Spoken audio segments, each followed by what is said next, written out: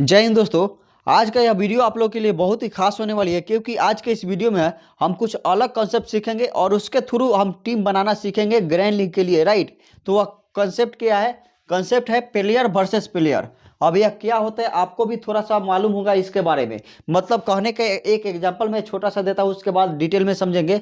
मान लो यह प्लेयर है, बॉलर है टीम बी का, और इस बॉलर से यह प्लेयर आउट हो जाता है, तो हमें इस प्लेयर को नहीं लेना है। राइट, तो इस तरीके से आप इस कंसेप्ट को देख सकते हो। राइट, छोटा सा कंसेप्ट है, चलिए इसको देखते हैं डिटेल में। राइट, तो सबसे पहले अगर आप इस कंसेप्ट पे टीम बनाते हो, इस कंसेप्ट पे अगर आप टीम बनाते हो तो आपको क्या करना होगा?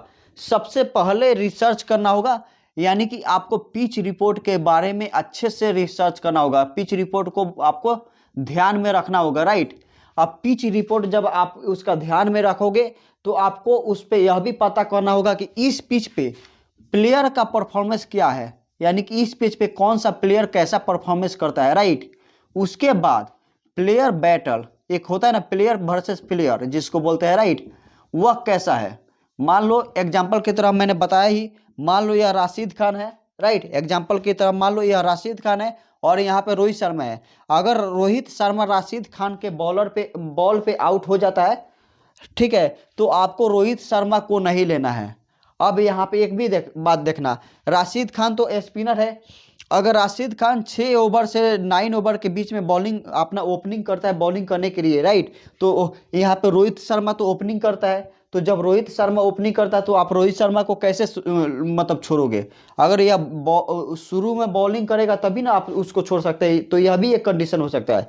तो इस तरीके से आपको सोचना है। राइट, तो देखो सबसे पहले आपको क्या करना है, मान लो टीम ए है टीम बी है। अब यहाँ पे आपको टॉस भी फैक्टर करेगा, मैटर करेगा। राइट, अब देखो टॉस टॉस का यहाँ पे क्या रोल रह सकता है। देखो टॉस होता है तो मान लो टीम ए है, ठीक है, और टीम बी है। अगर टीम ए टॉस जीत जाती है, यह टॉस विन कर गई, राइट, यह टॉस विन कर गई है और यह विन करके पहले बैटिंग ले लेती है, पहले टॉस जीत करके पहले बैटिंग ले लेती है टीम ए, तो इसका मतलब रन चेज करना मुश्किल है। राइट, यानी कि रन चेज नहीं हो सकता है। इसमें क्या होता है ना, सेकेंड टाइम जो बैटिंग करने आती है उसका विकेट थोड़ा सा जल्दी गिर जाता है। राइट, और रन नहीं लग पाता है, उसीलिए वह पहले बैटिंग लिया है। और यह बात आपको भी मालूम होगा कि T20 में खास करके जो जो टीम मैच टॉस जीता है वही मैच जीता है, क्योंकि यह टॉस जीता और पहले बॉलिंग ले लेता है। लेकिन बैटिंग उसी कंडीशन में लेता है जब वहां पे रन चेज नहीं हो पाता, यानी कि वहां पे आपको ओस आती है जिसको हम बोलते हैं ड्यू फैक्टर। राइट, तो वहां पे विकेट जल्दी गिर जाता है इस सेकंड टीम का। तो उस कंडीशन में आपको क्या करना है, इसका बॉलर ज्यादा लेना है, यानी कि इसका बॉलर 3 ले लेना है इस कंडीशन में। राइट, अब प्लेयर का परफॉर्मेंस, अब यहाँ पे देखना प्लेयर बैटल क्या होता है। अब देखो यहाँ पे यह प्लेयर है, मान लो यह प्लेयर, राइट, यह तो आपका 2 ओवर शुरू में डालेगा। राइट, 2 ओवर शुरू में डालेगा और 2 ओवर लास्ट में डालेगा। तो लास्ट में चलो मान लो यह डेथ ओवर का बॉलर है, तो डेथ ओवर में तो विकेट मिल ही जाएगा, क्योंकि वहां पे डेथ ओवर में विकेट मिल जाएगा, क्योंकि वहां पे तो रन बनाना है, तो डेथ ओवर मिल जाएगा। अब यहाँ पे कोई एक प्लेयर ऐसा है, राइट, जिससे यह बॉलर इस प्लेयर को कभी आउट ही नहीं कर पाता है। राइट, तो आपको इस प्लेयर को छोड़ना ही नहीं छोड़ना है, इसको तो लेना ही लेना है। चाहे यह बी मतलब यह टीम बी का प्लेयर है, इसको रन चेज करने में मुश्किल होगी, रन चेज करने में मुश्किल होगी, लेकिन इस प्लेयर को, यह प्लेयर इसको आउट नहीं कर पाएगा, तो आपको इसको लेना है। यानी कि देखो जब ड्यू फैक्टर होता है ना, तो ऐसा होता है जब यह दोनों प्लेयर बैटिंग करने आएगी ना सेकंड टाइम में, तो इसमें से किसी ना किसी एक का विकेट जल्दी गिर जाता है। राइट, क्योंकि सेकेंड टाइम में मतलब बॉल थोड़ा सा रुक के जाती है जिसके चलते विकेट गिर जाता है।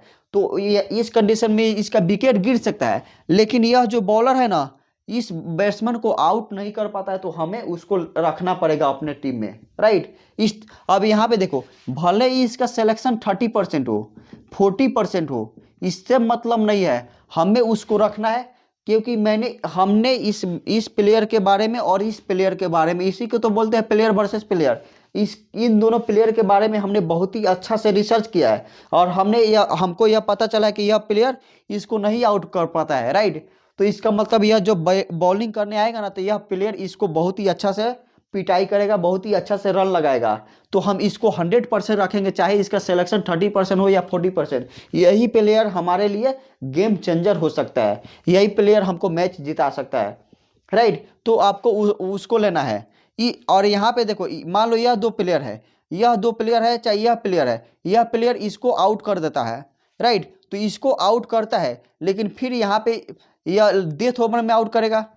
इस तरीके से आप सोच सकते हो, क्योंकि यह जो बॉलिंग करेगा, यह जो प्लेयर या तो 2 ओवर शुरू में डालेगा या 2 ओवर लास्ट में डालेगा, राइट।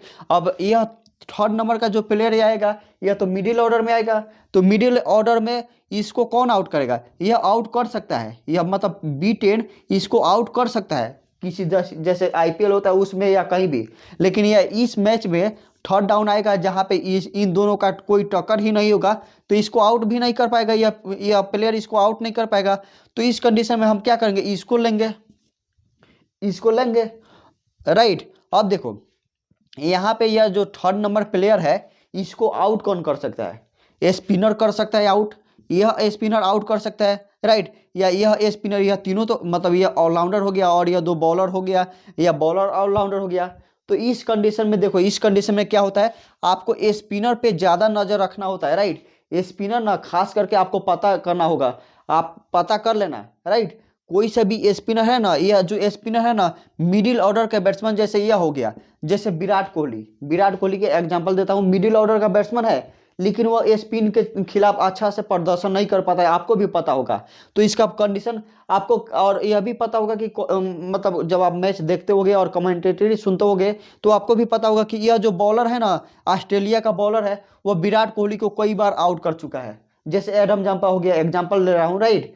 तो यह कई बार आउट कर चुका है विराट कोहली को, यानी कि विराट कोहली एडम जाम्पा के सामने रन ही नहीं बना पाते हैं। मतलब एक एग्जांपल लेकर के चलता हूँ, ऐसा स्पिनर और बैट्समैन का होता है। तो जब यहाँ पे सामने वाले टीम में ये स्पिनर है, तो यहाँ पे इस प्लेयर को आपको नहीं लेना है, यह भी आपको सोच, इसी को बोलते हैं प्लेयर वर्सेस प्लेयर। यह प्लेयर इसको जैसे मतलब कहने का मतलब यह ना, यह जो टीम है, टीम B भार में जाए, वह टॉस और ड्यू फैक्टर कुछ उससे मतलब नहीं है। जब जैसे यह प्लेयर बैटिंग करने आएगा, A3 ना, एग्जाम्पल की तरह A3 जैसे बैटिंग करने आएगा, वैसे इसका कैप्टन क्या करेगा? इस बॉलर को यहाँ पे लगा देगा। अब देखो होगा क्या, जब इसको यह लगाएगा तो इसका विकेट यह निकाल सकता है, क्योंकि बार बार निकाला है विकेट, राइट। तो जब बार बार विकेट यह निकाला है यह बॉलर इसका 7B7 A3 का, तो आप इस कंडीशन में A3 को क्यों लोगे? भले ही यह प्लेयर बहुत ही अच्छा है, बहुत ही अच्छा परफॉर्मेंस करता है, लेकिन इस कंडीशन में आपको इस प्लेयर को नहीं लेना है, क्योंकि यह विकेट गिराएगा, राइट। तो ऐसा होता है कि यहाँ पे 2 लेफ्टी है ना, 2 लेफ्ट मतलब एक लेफ्टी, आपको पता होगा कि एक लेफ्टी आउट होता है तो एक लेफ्टी को भेजा जाता है, राइट। क्योंकि यहाँ पे राइट हैंडेड बॉलर होता है या लेफ्ट हैंडेड बॉलर होता है जो आउट कर देता है इसको। तो जब राइट हैंडेड को आउट कर देगा तो उसको वहाँ पे लेफ्ट हैंडेड बैट्समैन को भेजा जाता है, ताकि यह आउट नहीं कर पाए। अब यहाँ पे यह होता है कंडीशन कि यह जो लेफ्टी बैट्समैन है यहाँ पे 5 नंबर पे खेलने आएगा, लेकिन चूंकि यहाँ पे यह ओपनर आउट हो चुका है जो कि लेफ्ट हैंडेड था, तो इस लेफ्ट हैंडेड को यहाँ पे भेजा गया है, क्योंकि यहाँ पे जो बॉलर है ना, चाहे यह बॉलर जो है ना, यह राइट हैंडेड बैट्समैन को जल्दी आउट कर देता है। तो लेफ्ट हैंडेड बैट्समैन को भेजा गया है, क्योंकि यह बॉलर लेफ्ट हैंडेड बैट्समैन को आउट नहीं कर पाता है, केवल राइट हैंडेड बैट्समैन को आउट कर पाता है, राइट। तो इस तरीके से भी आपको सोचना होगा, इसी को क्या बोलते हैं? Player versus player, right. अब इतना आप करते हो तो आपको एक टीम बनाने का मतलब आपको पता चल जाएगा, आपको रिसर्च करोगे तो आपको पता चलेगा। तो अधिकांश केस में आपको ना इसके बारे में बहुत ही ज़्यादा नॉलेज हो जाएगा। जैसे मैं एग्जांपल बताता हूँ, आपको जब यह पता लगा लोगे कि यह प्लेयर इसको आउट कर देता है और इसका सिलेक्शन 80% है, लेकिन अगर आपको पता चल गया कि यह प्लेयर इसको आउट कर देता है, तो हो सके कि यह प्लेयर अच्छा परफॉर्मेंस करे उस मैच में। लेकिन अगर अच्छा नहीं परफॉर्मेंस करेगा, तो देखो यहाँ पे आपने इसको ड्रॉप कर दिया है और यह अच्छा परफॉर्मेंस नहीं करेगा, तो 80% जो सिलेक्ट किया है इस प्लेयर को, वह सभी लॉस कर जाएंगे अगर यह प्लेयर फ्लॉप कर गया तो इस तरीके से आपको सोच करके यहाँ पे मतलब प्लेयर वर्सेस प्लेयर का भी बैटल देखना है। अब वहाँ पे यह भी अब आपको देखना होगा कि यह जो ग्राउंड है, मान लो दिल्ली का एग्जांपल लेता हूँ, दिल्ली का पिच है, ठीक है।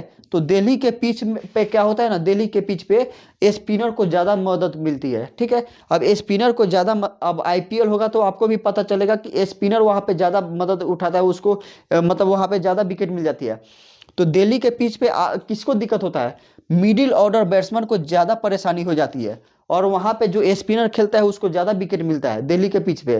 तो इस तरीके से भी आपको सोचना होगा कि पिच कैसा है, पिच पे स्पिनर को विकेट मिलता है कि या बॉल बैट्समैन को विकेट, मतलब फास्टर को विकेट मिलता है। अगर स्पिनर को विकेट मिलता है तो आपको मिडिल ऑर्डर का बैट्समैन थोड़ा कम लेना है, क्योंकि मिडिल ऑर्डर बैट्समैन जो होते हैं थोड़ा सा रोक के खेलते हैं, राइट। और रोक के खेलते हैं तो स्पिनर तो वैसा ही काम करता है, रोक को जो धीरे धीरे प्लेयर खेलता है ना उसको स्पिनर जल्दी से फंसा देता है, यानी कि आपको स्टंप भी करा देगा या कैच पकड़वा देगा, कैच करा देगा। तो ऐसे स्पिनर मिडिल ऑर्डर बैट्समैन को जल्दी आउट कर देते हैं वैसे पिच पे, ठीक है। तो वैसे पिच पे आपको स्पिनर को रखना है और मिडिल ऑर्डर के बैट्समैन को कम रखना है, और आपको ज़्यादा कोशिश करना है कि यहाँ पे ओपनर ले ले, क्योंकि ओपनर वहाँ पे अच्छा खासा रन बना देते हैं। दिल्ली के पिच पे आपने देखा होगा पृथ्वी शॉ, शिखर धवन, राइट, ये दोनों ओपनर है, ये बहुत ही अच्छा रन बना देते हैं, राइट। तो इस तरीके से आपको देखना होगा, राइट। तो यह सभी इस तरीके से आपको सोच करके और टीम बनाओगे तो आप 100% जीतोगे।